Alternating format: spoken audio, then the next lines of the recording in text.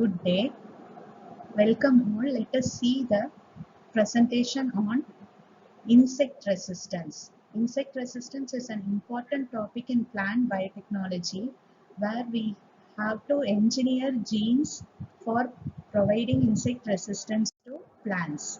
In this video, we will be seeing about what is insect resistance, resistance to biotic stresses, resistant genes, Bt toxin gene as an example of how to create or engineer resistance in plant, and action of cry protein and how cry protein gives insect resistance, other genes that are used for insect resistance, and improvements in genetic engineering for providing insect resistance to plants. So if we see genetic engineering, it is playing a major role in crop improvement. Useful traits such as resistance to diseases, insects, and pests have been transferred with the help of genetic engineering technique. Whatever the gene that provides resistance to insects, that gene we cut and engineer into plant-based vectors so that it will be useful to create insect resistance in the plants. The overall process of genetic transformation involves introduction of the gene, integration of the gene into the host vector, and expression of the foreign gene in the host plant.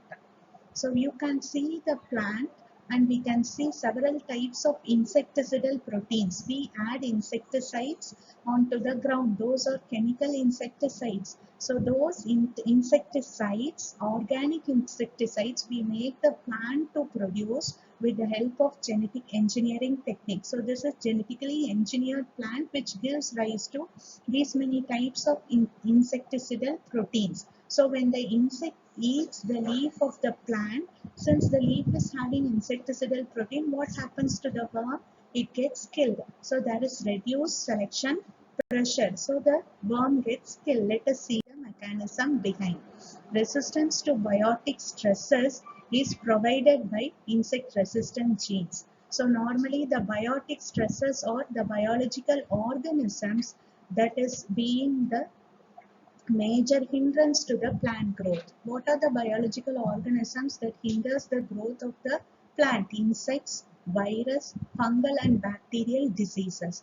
Now how to safeguard our plant? By providing resistance to these biotic stresses. So now how can we provide resistance to these biotic stresses? There are several organic molecules which will give resistance to these biotic stresses. So those organic molecules, the genes involved, we see and we look forward to engineer these genes into the plant.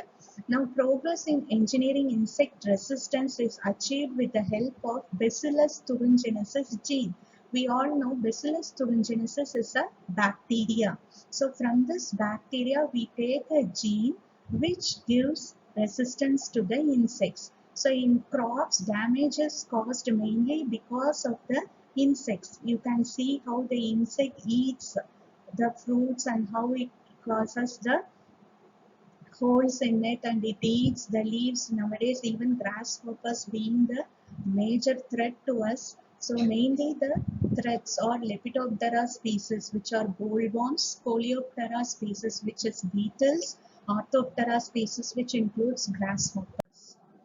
So if we use chemical pesticides not only kill the insects, but when we eat the food or when we spray it on the plants, so our groundwater becomes toxic because of the chemical pesticides. And when we drink the groundwater or when we eat the food which is sprayed with chemical pesticides, it becomes toxic to us. So chemical pesticides are being toxic for the organisms which feed on the food.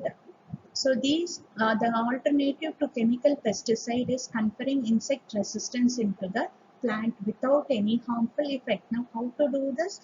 To identify the organic molecules which gives insect resistance, to identify the gene which gives insect resistance, which produces these organic molecules, and to look forward these genes and to engineer these genes into the plant. So the first genetically engineered insect resistant plant was tobacco and tomato in the year 1987 by Wack et al. And Fiskoff et al. Gene conferring insect resistant to plant is isolated from the microorganisms. So now this is the Bacillus thuringiensis organism. So this is the endospore present inside the Bacillus bacteria. Ribosomes, DNA, you can see the Bt toxin crystal. See, this Bt toxin is a protein. So this protein is produced by the bacteria Bacillus thuringiensis. Now how do we produce insect resistance? We take the gene that is responsible for producing the protein. This protein is called as cry protein.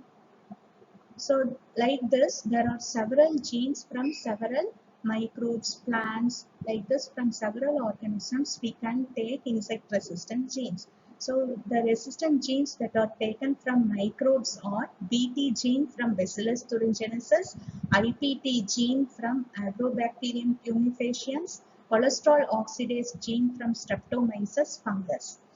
From higher plants, we can use proteinase and amylase inhibitors.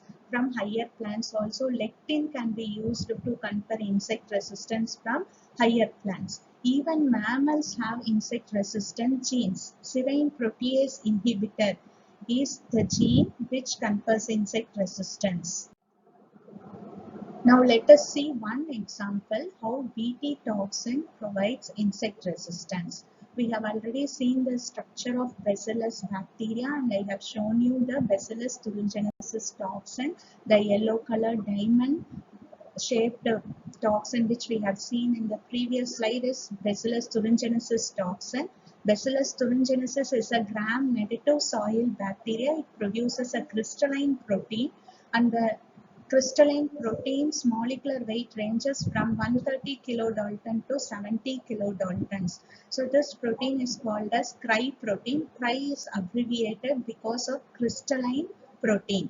So when we take the gene for cry protein and when we inject this gene into the plant, now the plant itself expresses this cry protein, and when the worm feeds on this cry protein, and when inside the worm's gut there is alkali environment.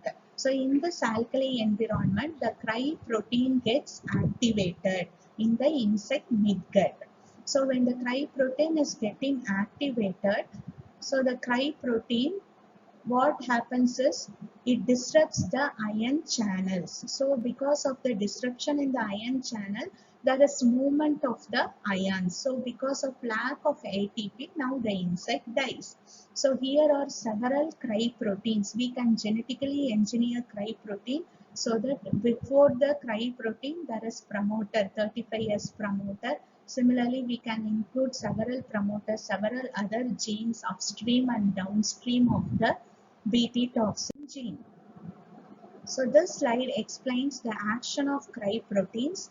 This cry protein prototoxin has molecular weight of 130 kilodalton. It will be in the inactive form first. So when this gets entered into the midgut of the insect larvae, the pH in the insect larvae is 7.5 to 8.5. So in this pH, this inactive cry protein gets activated and its molecular weight becomes 68 kilodalton upon activation. Activation involves removal of certain amino acids. That is why you get 68 kilodalton activated protein. This active form, when it meets the epithelial cell of the insects, what happens is it results in the formation of ion channel. So because of the formation of ion channel, there is excessive loss of ions. So there is excessive loss of ATP. Because of loss of ATP, the metabolism stops. So the insect stops feeding, it becomes dehydrated, and finally it dies. So this slide explains the clear picture. So the acknowledgements to Punet's laboratory. The picture is taken from Punet's laboratory. So the Bacillus thuringiensis toxin protein. So this toxin protein gene is inserted into Bt corn and Bt cotton. So when worms eat this, the toxin which is expressed in the leaves, fruits of corn, vegetables, stems, roots. So this toxin protein enters into the worm And here in the alkaline pH, the 130 kilodalton protein is converted to 68 kilodalton, and the 68 kilodalton protein, when it reaches the epithelial cells, what happens? It promotes ion transport. So more of ion transport occurs. So because there is loss of more ATP, so finally the epithelial cell dies. So this is how cryprotein acts. So now as a biotechnologist, what we are doing is we take the Bt toxin gene from Bacillus thuringiensis bacteria and we insert it into the plant using vectors like Agrobacterium tumefaciens vector, TI plasmids, or by mechanical physical mediated genetic transformation like that. We are inserting the gene into the plant cells. So this plant cells, when it comes in contact with the bacillus cells, now the bacillus gene is transferred into the plant cell. This is how we produce genetically engineered cells. So from this we raise callus and then we regenerate the insect resistant plants. So the slide explains you more clear of the Bacillus thuringiensis bacteria.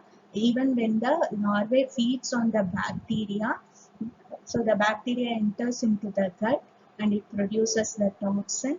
So here finally in the epithelial cells it binds to the receptors. There is vacuolation of the cytoplasm. So here you can see several crops which have been improved.